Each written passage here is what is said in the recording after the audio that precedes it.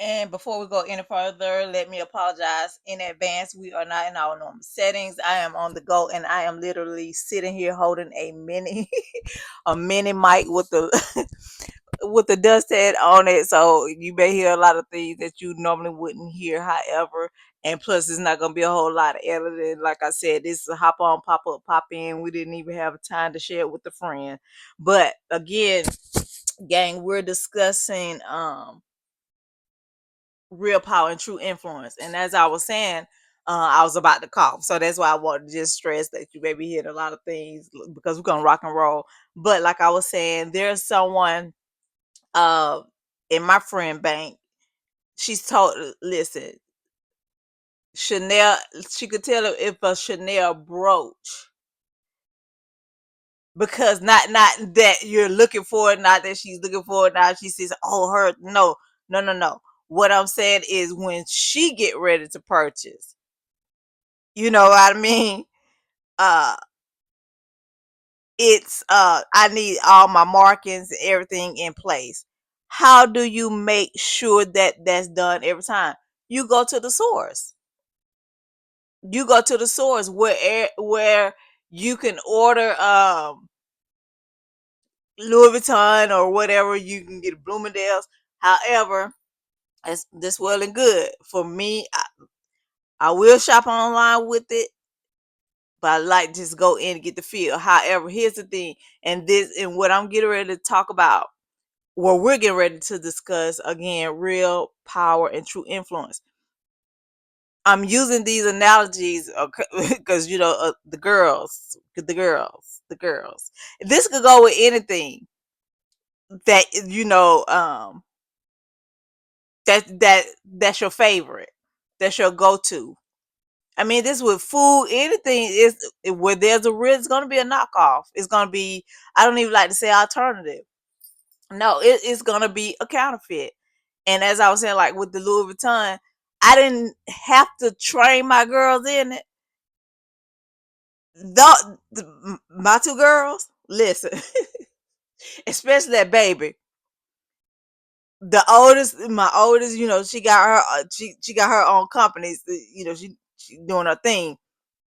The baby doing her thing too. However, the reason why I'm mentioning her because she's still in the repertoire of, you know, I'm having to get, or that, where we're still taking care of her. She works and everything. However, when it comes to her brand loyalty, we have to be the buffer, if you want to say it.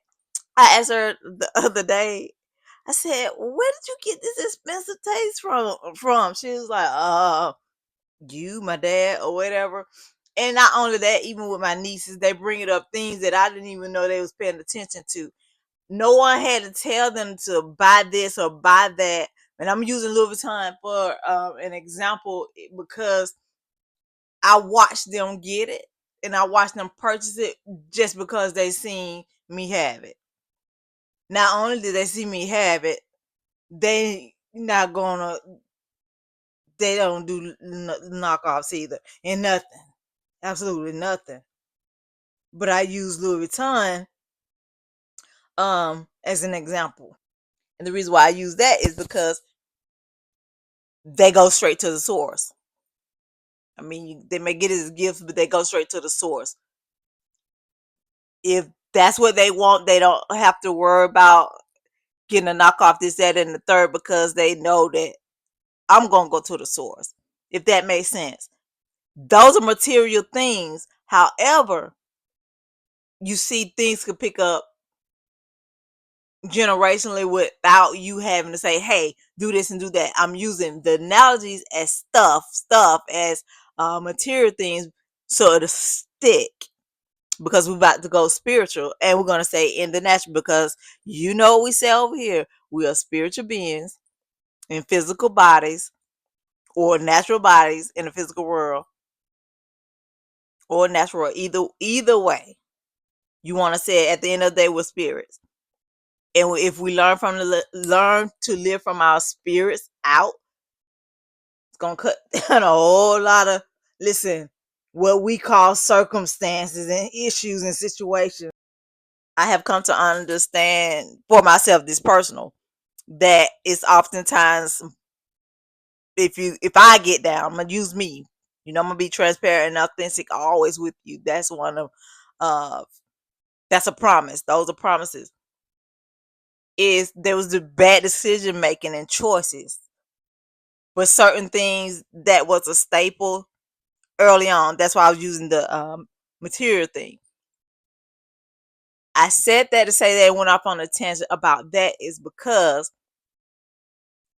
when we start to deal and look at power and influence, I want you to look at it generationally.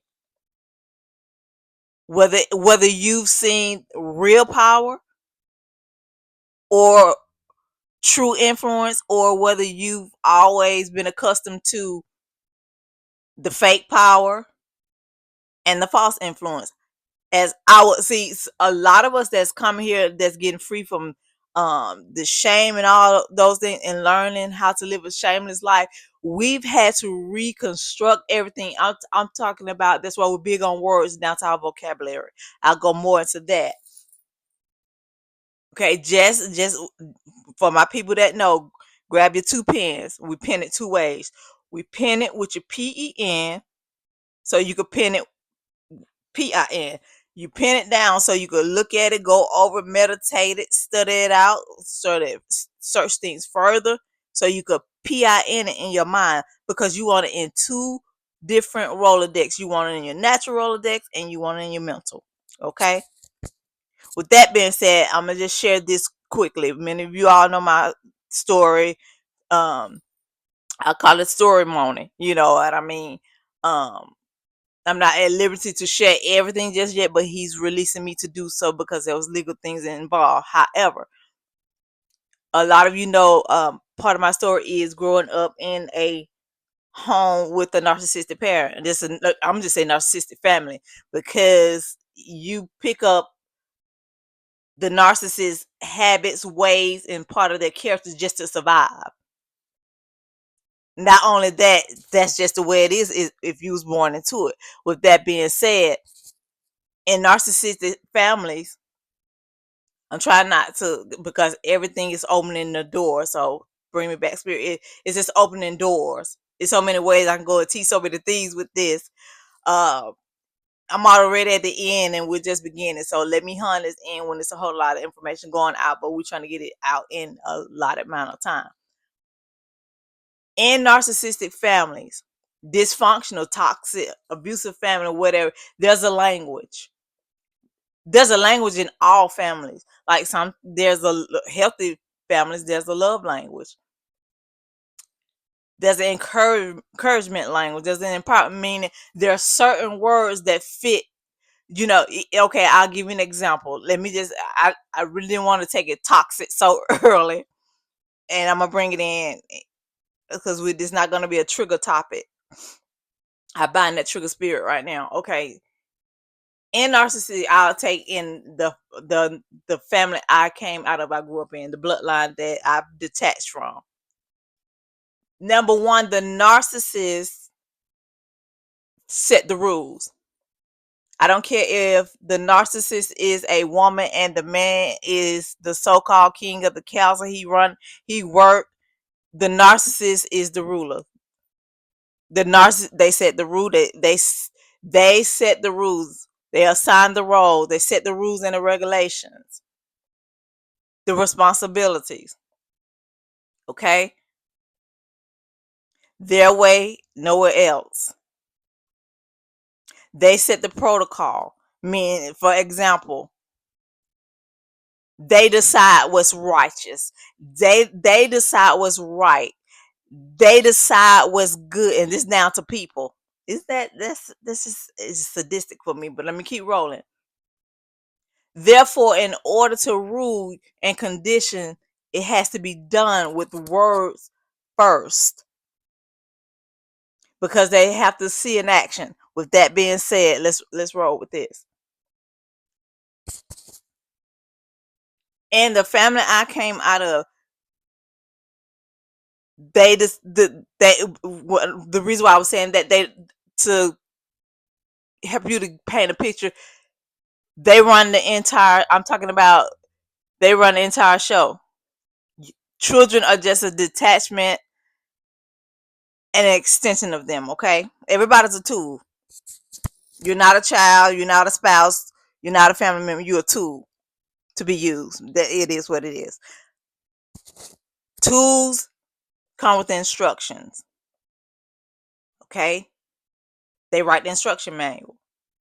For instance, in the household, they say what's what. Again, what's righteous, what's right. All of those things require words. Okay? In the family I come from, I'm going to give you a list of examples. And this is, like I said, I didn't know it was a name, but I knew something wasn't right early on. And I'm so grateful to my dad for teaching me to read at 3. I just love words. I just love words. And I'm so grateful he taught me to read out of the, you remember those books? They would be in the dentist's office. That's when they came around selling the Encyclopedia Britannica door to door. And many of you know, I told you we had the best of everything materially. I'll say that. Um, the Bible stories. I'm so grateful. So I had a love for God early on and didn't know if that makes sense. Let me make a little more sense before I give you the rest of what I was saying. I was born into a church. I wish you could see my air quotes. Family church. I wish you could see how big those air quotes are. This thing is opening so many doors. Please, Father, bring me back. Okay. I said that to give you another picture within a picture within a picture so we can bring it in. When you're born into something, it's a staple. That's just part of all you know, meaning you don't even remember when you started going to choir rehearsal. You don't remember when you started vacation Bible school. Any of those things. Here's the thing. Being that I could read early, and what I was saying, I had a love for God and didn't know is meaning, even though I went and did the same things out of protocol and listen closely, tradition. This is gonna tie into everything we're talking about. Watch this. Listen.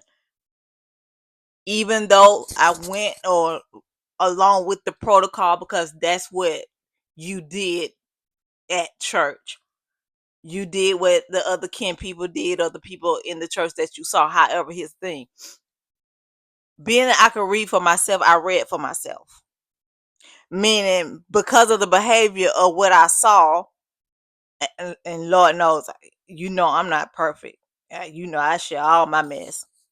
That's why they hate us, because we share it, and we share it, make it awareness, it show that we care. You get what I'm saying? So that's not what I'm saying. What I'm saying is this.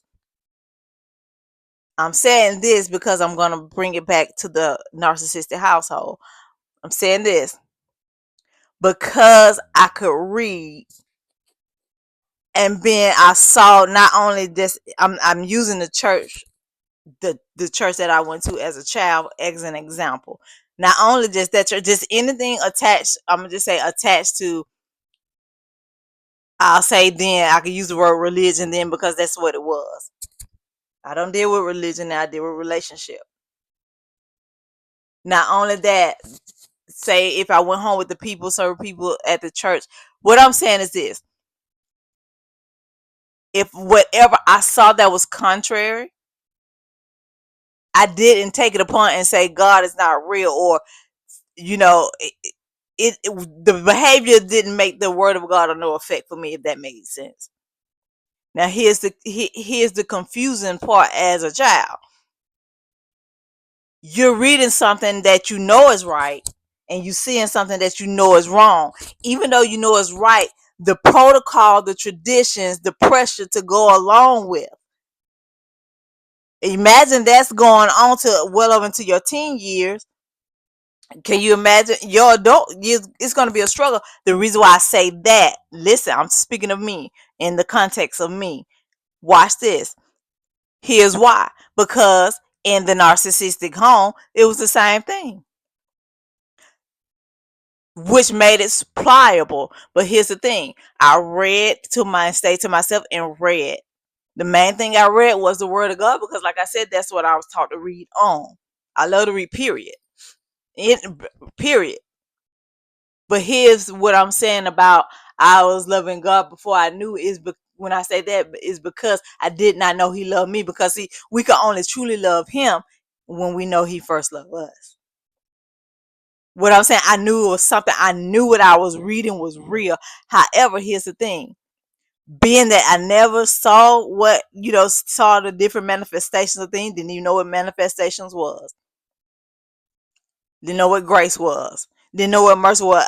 What I'm saying is, I know that the behavior of what was around me in the household and the outside. And I'm using those two things because those are the majority of the two things that was the biggest influence that I spent the most time in, that had the most adverse negative effect. Watch this. I knew that the power of God was real. I knew that the influence of God was real. However, the power and the influence that was around me was bigger. Now let's take it back to what I was talking about, the language of the house. In the narcissistic household that I came from, the bloodline, again, that I'm going to keep saying that so you can get that in your spirit. Because you don't have to stay in line with a malign bloodline. That's for somebody. So let me keep going before we go there.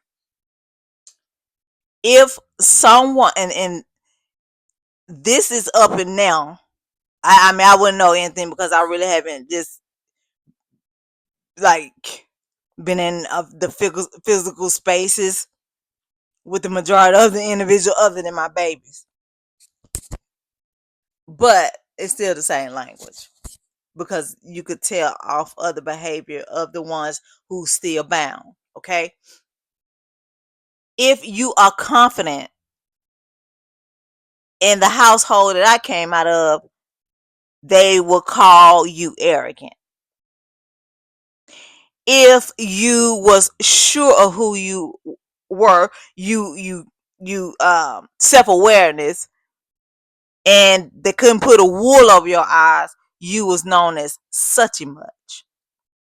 If they couldn't borrow money from you, you said no to giving of your substance, you was called selfish, for yourself, self-centered. Here's the thing. Again, being that I can read, I love the word of God and I love the dictionary. Here's why I love the dictionary, because what I saw opposite from what I was seeing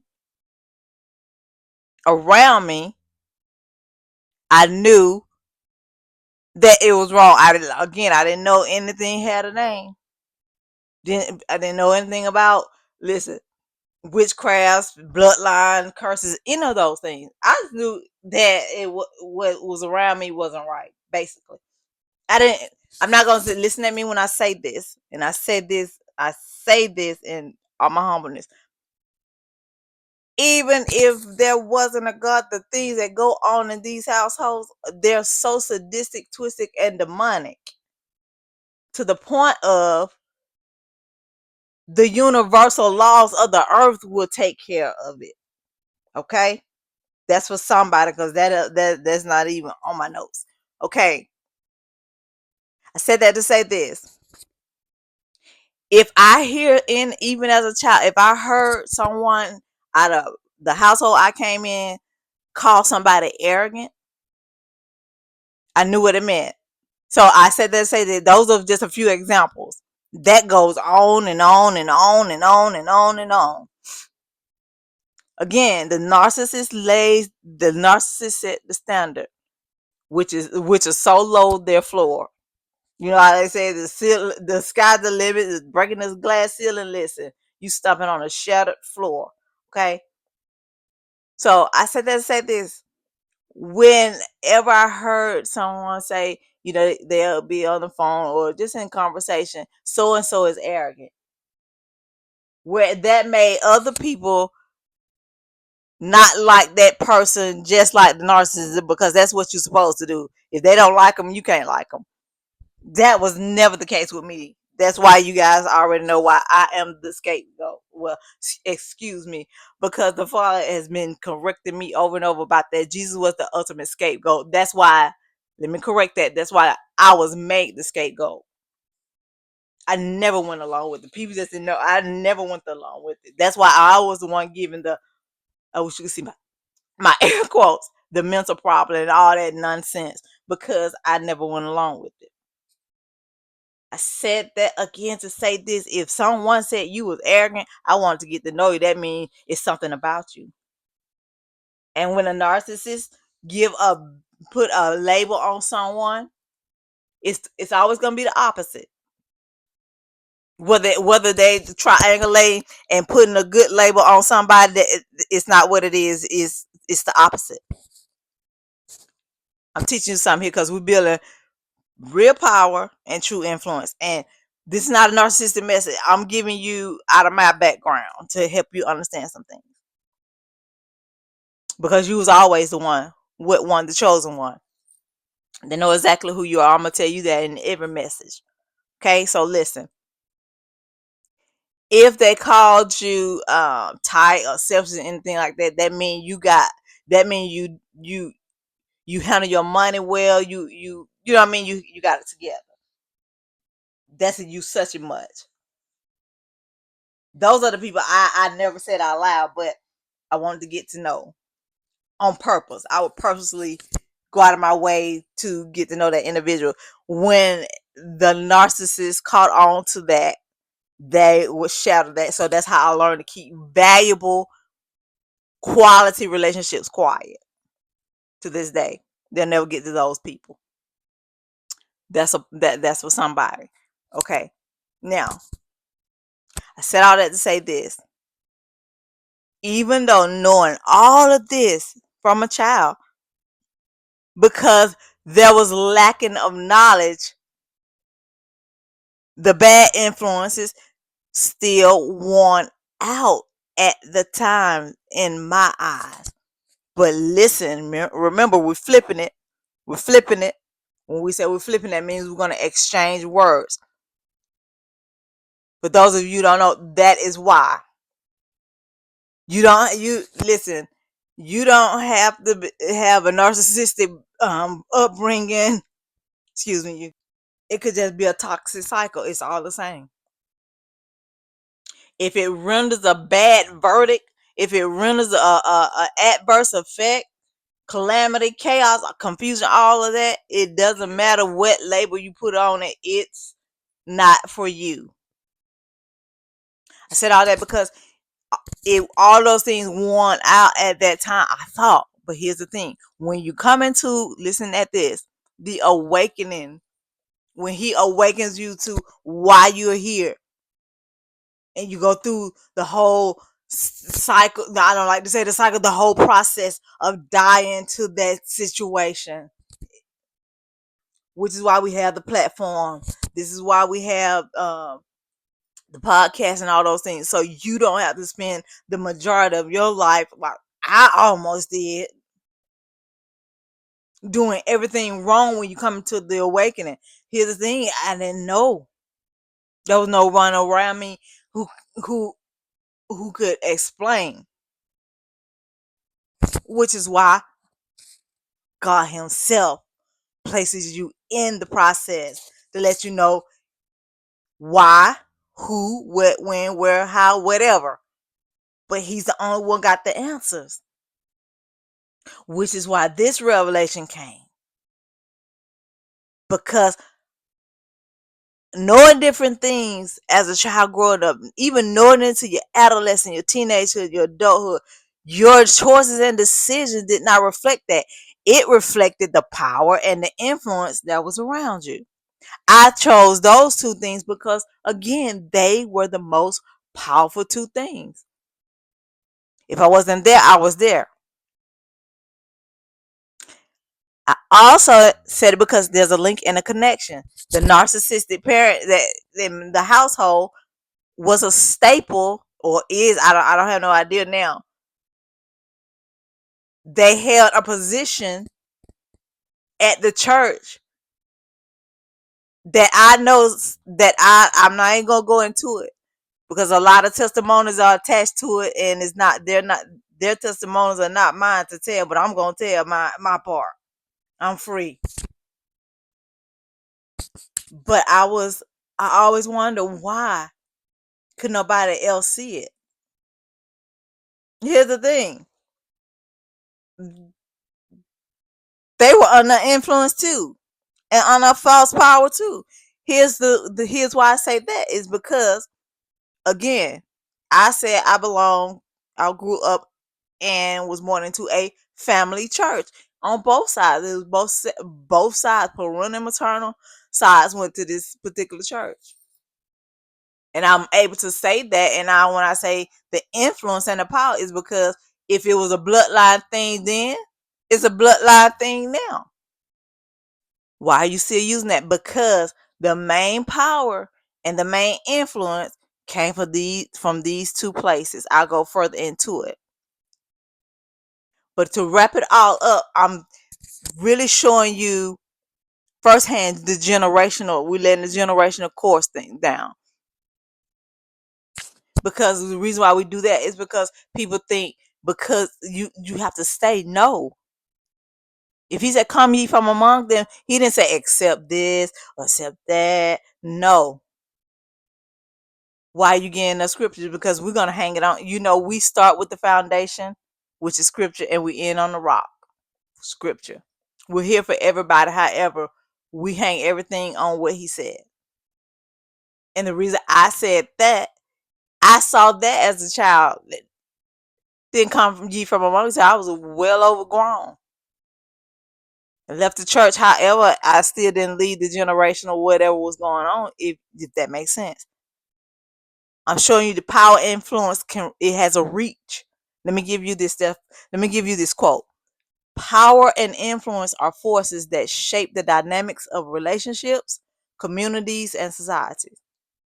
We all know we say this all the time with those three things. Relationship, community, and society.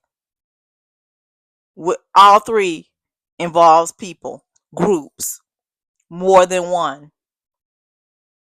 And yes, you can have relationships with other things. However, your relationship with a person, people first will shape all those other things. Your relationship with yourself first will determine your relationship with a thing or a place. I mean, you could be a good person. This for somebody because all of that was not in the notes, but it was for somebody. You could tell we're gonna use spiritual language here. Fruit. You could be a good person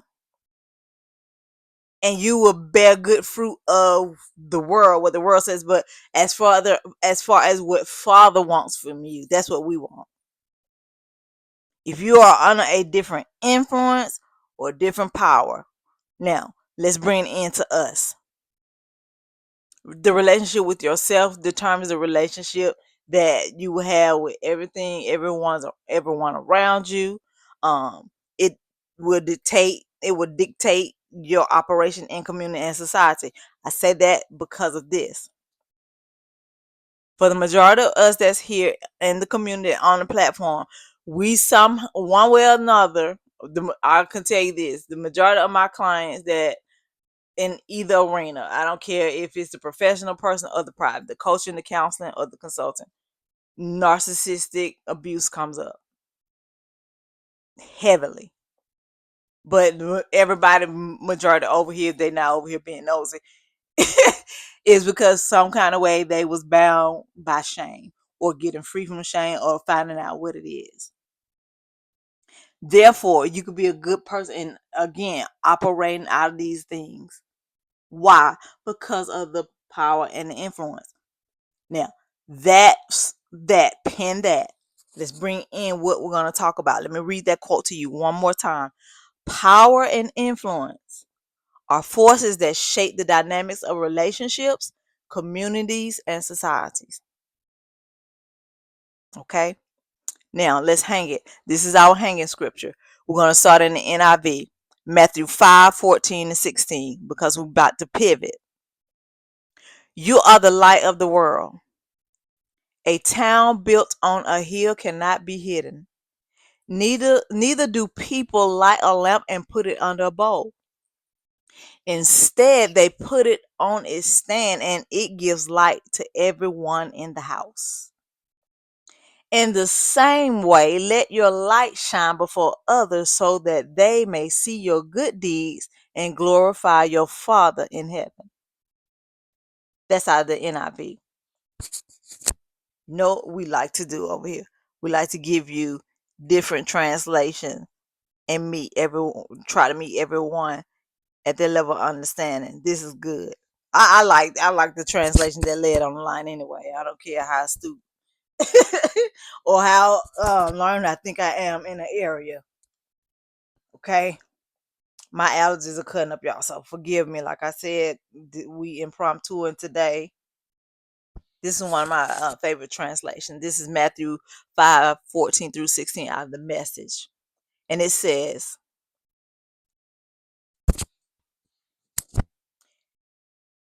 "You are here to be a light, bringing out the God colors in the world.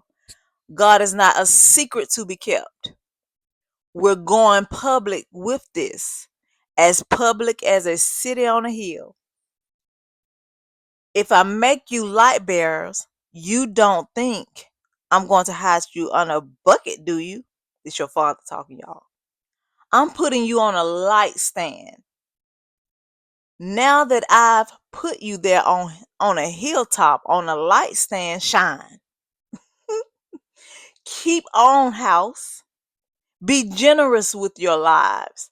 By opening up to others, you'll prompt people to open up with God, this generous Father in heaven." That's so good. That's so good. We're trying to keep it short, but that's so good. Let me read it again for you. Again, this is out of the Message, Matthew 5:14-16.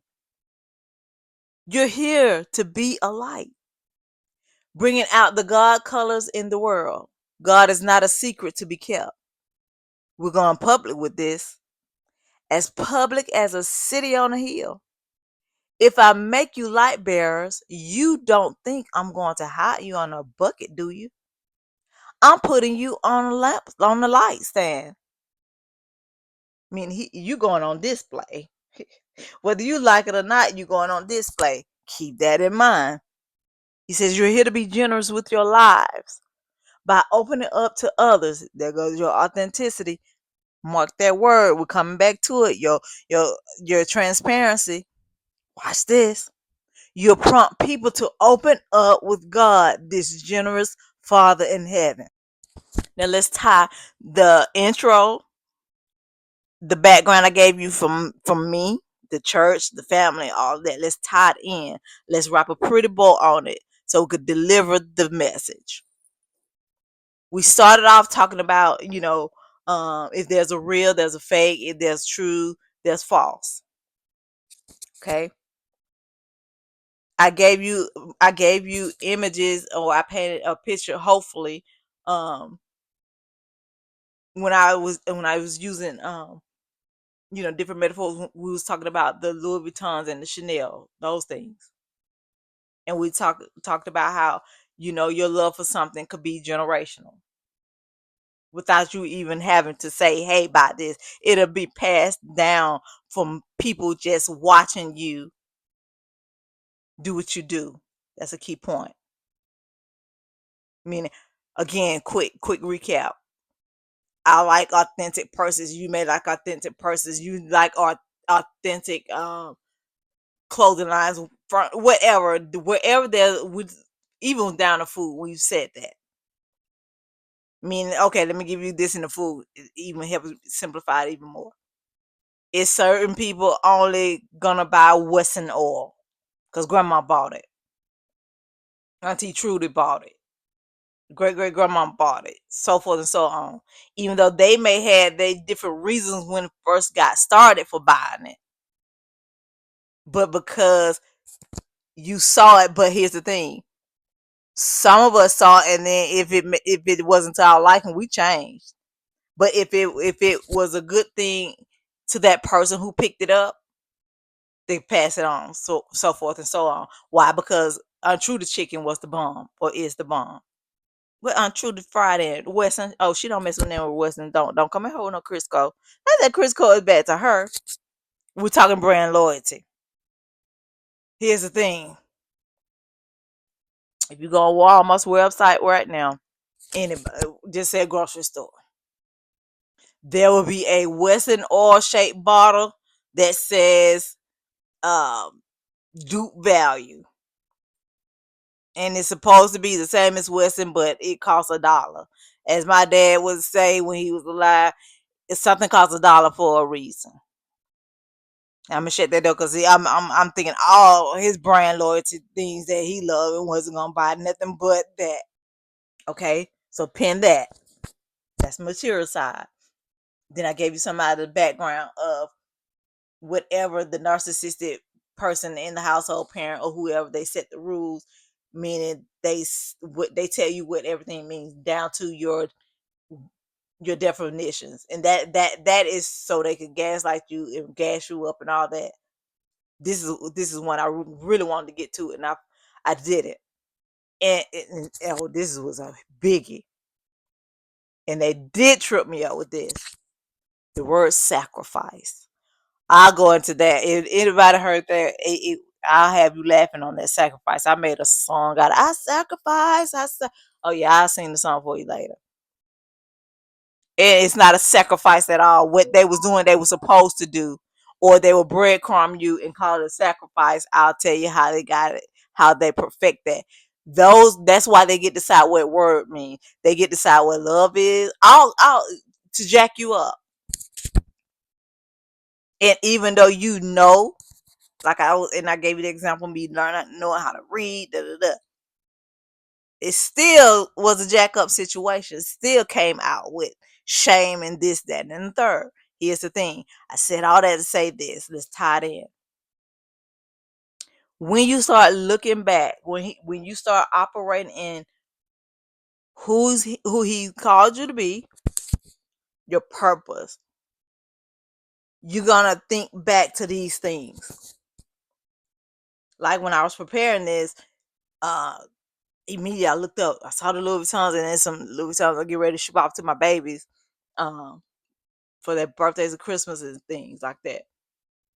I thought about that, the different things, right? And then I'm writing a book, and all this tied in. And I said at the time it looked like it won out. It looked like those influence what it is.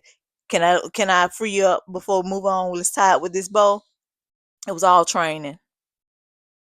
It was all training. That's why you couldn't die. That's why the witchcraft can't work on you. They still at it. It's never gonna work. Listen to me. Can't no witch, warlock, voodoo, wannabe, wizard, witch. It can't. Listen, it can't. He allow it to look like it's working so they could keep at it because it has to go somewhere. A curse causes shall not land. It gotta land somewhere. It's not landing on you. There's a different set of rules for the chosen. I see. I said it's gonna be short, and all these doors and windows open up. Not these are poured out. It was all training. That's why I said I want to tell you this early on in your journey. That's why we're here to cut down on your wilderness time. Listen, I had an exodus, an exit, out of little exile. Listen, any ex you could think of. When I tell you, he had to put me back. Listen, I did everything so wrong because I didn't understand. I was clapping back, want to clap back. Listen, want to get my lick in, get my lick back. Can I free you up? I just want to get my lick back, so I found out God hit harder. Please go ahead on and go through the process. Sit down. I'm saying right now, they're gonna try to alienate you, or they alienate you. It's really isolation. And I really like to say it like this: it's insulation. you're insulated with him, and he's gonna start pouring out, pouring in, downloading, uprooting, outrooting, because he said every tree he didn't plant gotta come out. That's the bow you want to tie on all that. Because any negative thing, when he said that he's gonna make it good, that's what he meant. He meant that thing. Now let's put it in the box before we deliver this message. When he said that he's gonna give you the years that the cankerworms and the palmer worms ate up, meaning he's gonna restore the years you think was wasted, lost, all those things. I'm trying not to cross. Listen, I was getting ready to say cross contaminate, but cross pollinate the messages, because I'm dealing with a message over on our 501c3 in the Zoe and Me group. We're talking about parental alienation. You miss years there, and dealing with that. So I'm trying not to cross pollinate the message, but however that came immediate to my mind, my spirit. Just put it in the box and deliver it. Those are the years he's gonna turn and flip it into training. You saw that? Trouble training. You see what I mean when I took you back to the childhood of they decide what the definition is. But my love for authentic things, even though I wasn't able to be my authentic self, I used the outlet of purchasing authentic things to settle that. I told you I was gonna bring it all in for you. He's gonna show you the different things of the why. This is why you didn't fit in. This is why that didn't work. This is why when you tried to do it, it failed. In your eyes, it failed, but he shut it down. Listen, when I came into the knowledge of what narcissism was, listen, anybody know me for real, I could brand you in a second. That's one of my giftings. And here's the thing, your gift works. Your gift works regardless. I've shared this before. When I was battling an addiction, and I'm gonna switch the words off of that. In the counseling, I switch words for that. I like to say when I was training for recovery.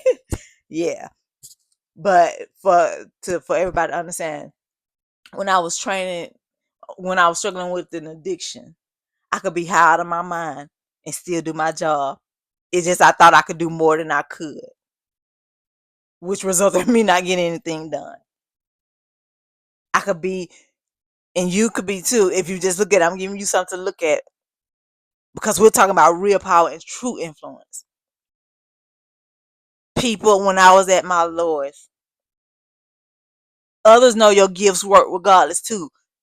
Same people I was talking about in the church, they called me, got something from me, and hopped right back on my smear campaign train. They was the biggest supporters in my smear campaign and my slander, on the slander train. They bought first class tickets. They called and got something for their business, and because of my love, and listen, this is after the fact that I knew what they was doing to me, but because of the gift and the love, yeah, I just shot something off to him. Then later on, I got angry about it. God said, "Let him have it." I even got the trademark to what I gave him. He said, "You better not."